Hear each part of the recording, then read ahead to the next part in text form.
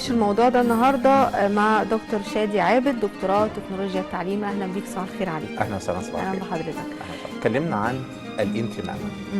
يعني ايه الانتماء؟ الانتماء هي الزياده.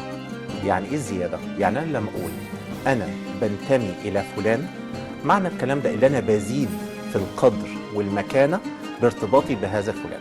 لما اقول انا برتبط بالمدرسه الفلانيه، معناها ان انا بزيد في القدر والمكانه لما بنتمي لهذا المكان. لما اقول انا بنتمي لوطني، معنى الكلام ده ان انا بزيد وبرتقي وبترتفع مكانتي بارتباطي بهذا الوطن.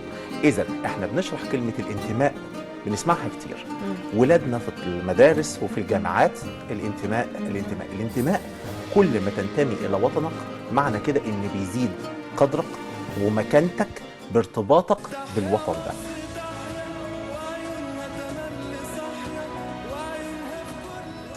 المدرسة لها دور كبير جدا، ووزارة التربية والتعليم لها دور كبير جدا.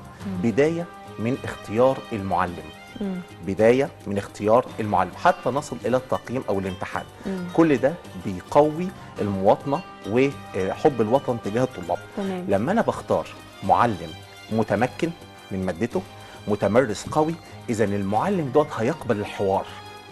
يعني بداية كده وزارة التربية والتعليم لما بتختار معلم متمكن من مادته، معنى كده ان هو هيقبل الحوار، مش هيكون متسلط. مش هيكون متسلط. اذا انا بعود الولد عن طريق استراتيجيات التربية والتعليم على الرأي والرأي الآخر، على الاحترام، على تبادل الآراء، على الديمقراطية.